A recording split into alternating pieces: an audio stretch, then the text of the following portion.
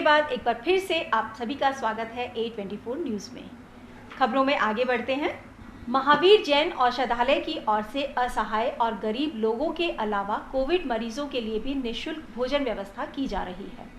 जैन समाज के वाहनों के जरिए यह भोजन सामग्री भेजी जाती है। सोमवार को यहां मौजूद जैन श्रावक संघ के अध्यक्ष अशोक सचेती ने बताया कि करीब 200 भोजन के पैकेट प्रतिदिन भेजे जाते हैं।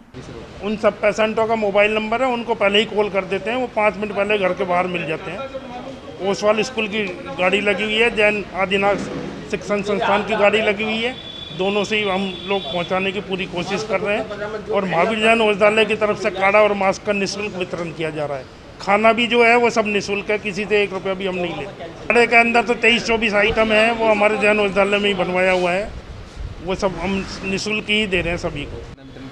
क्या ये जैन श्रावक संघ है, ओसवाल समाज का है। हम यहाँ पे सभी कार्यकर्ता मिलजुल के कार्य करते हैं और यहाँ पे बहुत अच्छे तरीके से पूरा सैनिटाइज होके और अच्छे तरीके से सारा काम जाता है। हमारे लोग यहाँ पे, हमारी स्कूल की बस लगी हुई है, हमारे औषधालय के सारे कार्यकर्ता लगे हुए हैं और सारे समाज के लोग यहाँ पे तन मन और धन से पूरी सेवा करते हैं। और हम सब लोग 200-225 एवरेज के अंदर हमारी थालियाँ जाती हैं और वो हम बाई हैंड सब दे के आते हैं। आदमी सारा हमारा सैनिटाइज होकर पूरी पोशाक पहन के जाता है। किन लोगों को दिया जाता है खाना? ये सब गरीब जो जितने भी कोविड पेशेंट हैं उन सबको दिया जाता है। कितने दिन से दिया जा रहा है? ये सन 14 तारीख से दिया जा रहा है। कब तक चलेगा? और ये जब तक पेशेंट हैं जब तक चलेगा। शहर कोतवाली थाना पुलिस ने धार्मिक भावनाओं को भड़काने के आरोप में 2 अलग अलग पक्षों के मुकदमों के आधार पर 2 जनों को हिरासत में लिया है। शहर कोतवाल राजेश कुमार ने बताया कि हकीमुद्दीन की ओर से 4 लोगों के खिलाफ धार्मिक भावनाओं को ठेस पहुंचाने का मामला दर्ज कराया। वहीं संजय गुर्जर की ओर से हकीमुद्दीन सहित 3-4 लोगों के खिलाफ इसी तरह का मामला दर्ज कराया गया था। इन मुकदमों के आधार पर दोनों पक्षों के 2 आरोपियों को गिरफ्तार कर अदालत में पेश किया गया, जहां से इन्हें पाबंद कर दिया गया है। 22 मई 2021 को थाना कोतवाली पर 2 प्रकरण दर्ज हुए हैं, जिनमें एक प्रकरण दर्ज कराया है हकीमुद्दीन नाम के व्यक्ति ने, जिसने 4 आरोपियों के विरुद्ध प्रकरण दर्ज कराया है, जिसमें आरोप लगाया है कि साहब सोशल मीडिया पे उक्त 4 व्यक्तियों ने जो है धार्मिक भावनाओं को भड़काने वाले और एक दूसरे जाति धर्म के नाम पर कुछ कमेंट्सबाजी की है। और उसी दिन एक दूसरा प्रकरण दर्ज करवाया गया है संजय गुर्जर की तरफ से। उसमें 7-8 आरोपी हैं जिनके खिलाफ ये प्रकरण दर्ज कराया है। इसमें भी इसी तरीके के आरोप लगाए हैं कि सोशल मीडिया पे कुछ दूसरे समुदाय के लोगों ने धार्मिक भावनाओं को भड़काने वाली कुछ बातें कही है। ये दोनों प्रकरण दर्ज करके अनुसंधान किया जा रहा है और इस बीच दोनों ही पक्षों के 2-2 व्यक्तियों को कल दिनांक 23 को गिरफ्तार करके और पाबंदी की कार्रवाई एडीएम साहब सिटी के समक्ष पेश करके करवाई गई है। रामकिशन कॉलोनी स्थित वेंकटेश बालाजी दिव्यधाम मंदिर परिसर में गाइडलाइन की पालना के साथ श्रीमद् भागवत कथा के श्लोकों का पारायण चल रहा है। मंदिर के महंत सुदर्शनाचार्य महाराज ने बताया कि कलिकाल में हरिनाम संकीर्तन ही सबसे बड़ा सहारा है, इसीलिए कोरोना के इस संकट में सर्वे भवन्तु सुखिना की भावना के साथ यहाँ भागवत का पारायण किया जा रहा है।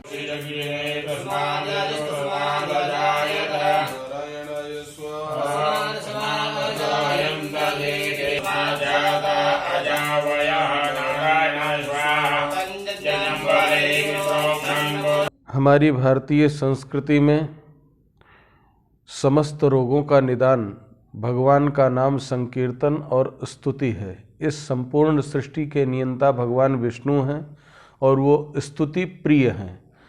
इसलिए श्रीमद्भागवत महापुराण का अंतिम श्लोक इस बात का उल्लेख करता है, नाम संकीर्तनम यस्य सर्व पाप प्रणाशनम प्रणामो दुख समनस्तम नमामि हरिम परम।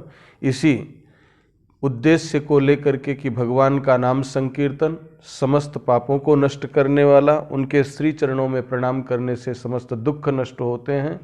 भगवान के पावन श्री चरणों में वेंकटेश प्रभु गोपाल जी महाराज के पावन सन्निधि में 20 मई से और 26 मई तक श्रीमद् भागवत महापुराण के 18,000 श्लोकों का पारायण किया जा रहा है।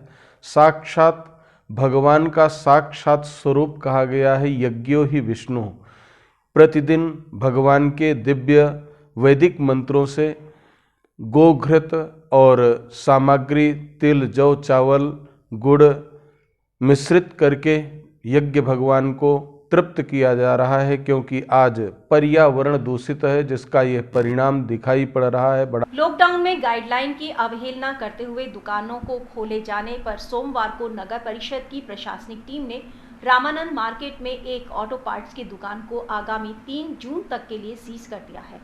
इस दौरान टीम ने पाया कि कमल ऑटो पार्ट्स की दुकान पर दुकान संचालक दुकान खोले बैठा था और काम भी किया जा रहा था। इस पर नगर परिषद के सहायक अतिक्रमण निरोधक अधिकारी उदय सिंह और अंकुर अवस्थी की मौजूदगी में इस दुकान को सीज करने की कार्रवाई की गई। इस मौके पर शहर कोतवाली पुलिस का जाब्ता तैनात रहा। ये रामानंद मार्केट में ये दुकानें खुलने की सूचना कई दिन से मिल रही। आज हमने यहाँ आके मौका देखा, मौके पर ये कमल मोटर्स के नाम से जो दुकान है ये खुली हुई मिली।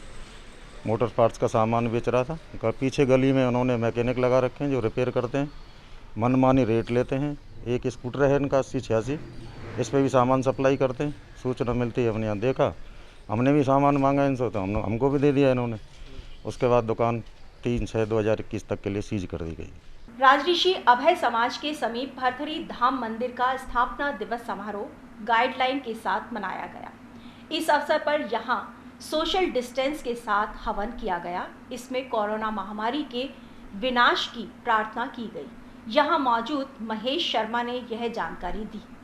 इस मंदिर की स्थापना संवत्सर 2056 में वैशाख शुक्ल पक्ष के त्रयोदशी को हुई थी। उसके हिसाब से आज हम ठाकुर जी का जो पाटोत्सव मना रहे हैं वो 23वां पाटोत्सव है। और पाटोत्सव मनाते हैं तो हमारा लंबा कार्यक्रम चलता है। रामायण जी बैठते हैं, 24 घंटे के अखंड पाठ भी होते हैं, भजन भी होते हैं। लेकिन इस कोरोना की वजह से सूक्ष्म कार्य कर रहे हैं। आज सुबह प्रातः भगवान को स्नान आदि करवाया गया और स्नान आदि कर बिल्कुल फ्रेश नई पोशाक धारण करवाई गई है। ठाकुर जी का श्रृंगार किया गया है और उसके पश्चात जो है यहाँ हवन पूजन का कार्यक्रम करके भगवान को भोग लगाया गया है। लिमिट कोरोना काल के कारण ज़्यादा सदस्य नहीं पधारे हैं। 21 मई को अलवर के एक सॉफ्टवेयर इंजीनियर राहुल शर्मा की ऑक्सीजन समाप्त होने के कारण हुई मौत की जांच के साथ ही पूर्व विधायक बनवारी लाल सिंघल ने मुख्यमंत्री अशोक गहलोत और जिला कलेक्टर को ज्ञापन के माध्यम से पीड़ित परिवार को 20 लाख रुपए की आर्थिक सहायता की मांग की है। जानिए इस ज्ञापन में जिला कलेक्टर के समक्ष पूर्व विधायक ने क्या मांग रखी है। क्या आपने उसमें आईएएस की देखरेख में कमेटी बनाई, लेकिन अखबारों में उसने बताया मेरे को, किसी आदमी ने बताया कि आईएएस की देखरेख में बनी है, मतलब अखबारों में नहीं लिखा। तो एक तो मेरी डिमांड इसमें ये है कि ये समिति जो आपने 3 दिन के लिए बनाई है ना, इसको कम से कम 5-7 दिन का कर दो, ताकि वो बिल्कुल माइन्यूट ऑब्जर्व कर लें। वो हम देख लेंगे, उन पर ये प्रेशर नहीं रहे कि भाई हमको 3 दिन के अंदर ही रिपोर्ट प्रस्तुत है, वो कोई बात नहीं है ना। दूसरा आईएएस और आईपीएस की बात है कि किसी आईएएस या आईपीएस की देखरेख में बना क्या कमेटी बना देना आईएएस की। तीसरा मेरा ये कहना है कि आपका जो एम्बुलेंस करने जो गया था ना, इसमें कंपाउंडर जो गया था, हमारे शहर के युवा होनहार सॉफ्टवेयर इंजीनियर राहुल शर्मा, जिसकी उम्र केवल 33 वर्ष थी, उसको अलवर से जयपुर ट्रांसफ़र शिफ्ट करते टाइम एम्बुलेंस में ऑक्सीजन गैस ख़त्म हो जाने के कारण से उस बच्चे ने अपना जीवन समाप्त हो गया, उसका जीवन। और बड़े अफसोस और आश्चर्य के साथ कहना पड़ता है, बड़े दुख के साथ कहना पड़ता है, क्रिटिकल केयर एम्बुलेंस वो वेंटिलेटर वाली होती है और उसमें पर्याप्त गैस होनी चाहिए, ऑक्सीजन। 2 सिलेंडर उसमें रखे हुए थे। दौसा के पास जब एक सिलेंडर जो चल रहा था उसमें एम्बुलेंस में, उसकी गैस ख़त्म हुई, तो जब वो कंपाउंडर साथ थे, उन्होंने जब सिलेंडर बदलने के लिए दूसरा सिलेंडर देखा तो वो खाली था। इस क्रिटिकल केयर एम्बुलेंस में मरीज को शिफ्ट करके उसको रवाना करने से पूर्व जो भी नोडल ऑफिसर हैं सामान्य चिकित्सालय के, क्योंकि सरकारी एम्बुलेंस थी, उनको या पीएमओ के जो भी इस काम के लिए अधिकृत कंपाउंडर या डॉक्टर है, उनको ये चेक करना चाहिए था कि इसमें गैस कितनी है। ये ना तो ड्राइवर की जिम्मेदारी है और ना किसी अन्य की जिम्मेदारी है, ना परिजन की जिम्मेदारी है। परिजन वैसे ही परेशान होते हैं। एक 33 साल के युवा होनहार व्यक्ति बच्चे की डेथ हो जाना, जिसके मात्र 3 साल की बच्ची है, 6 वर्ष मात्र शादी को हुए।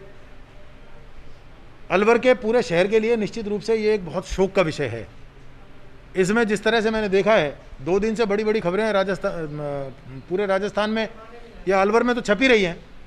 उनको देख के हम सब लोग उसी टाइम से द्रवित हैं, मन परेशान है।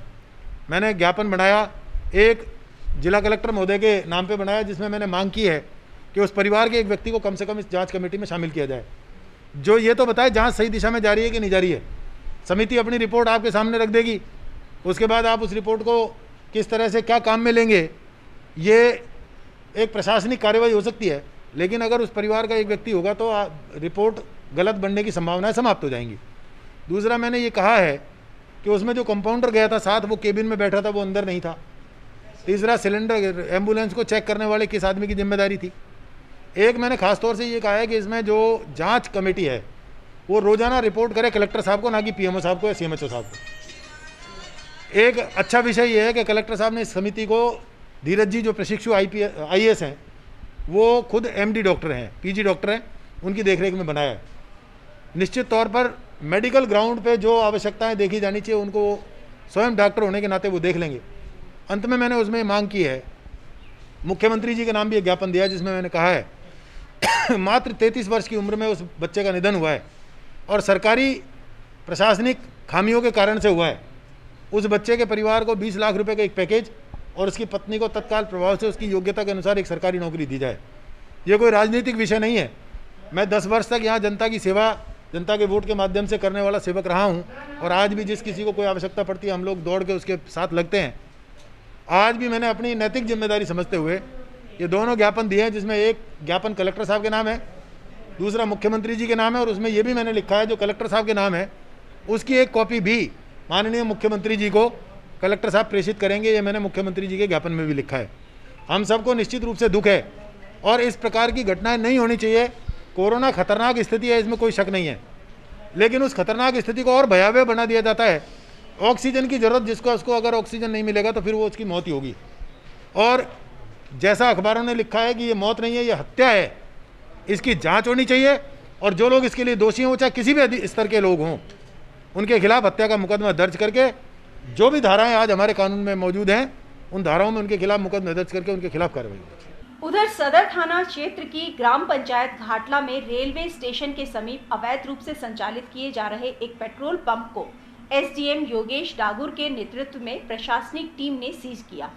एसडीएम ने बताया कि इसके संचालक के खिलाफ सदर थाने में संबंधित धाराओं में मुकदमा भी दर्ज किया गया है। सूचना मिल रही थी कि घाटला ग्राम पंचायत में रेलवे स्टेशन घाटला के सामने एक खान फिलिंग स्टेशन है जो अवैध रूप से डीजल पेट्रोल का बेचान करता है। उसके संदर्भ में हमने श्रीमान जिला कलेक्टर महोदय को अवगत कराया।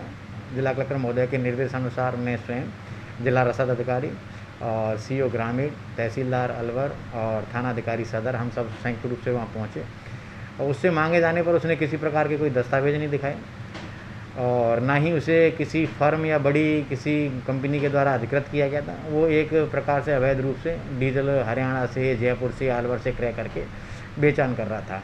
उस पर न तो किसी प्रकार के कोई कन्वर्जन के ऑर्डर थे, ना ही कलेक्टर साहब के द्वारा अधिकृत किया गया कोई अनुज्ञा पत्र था।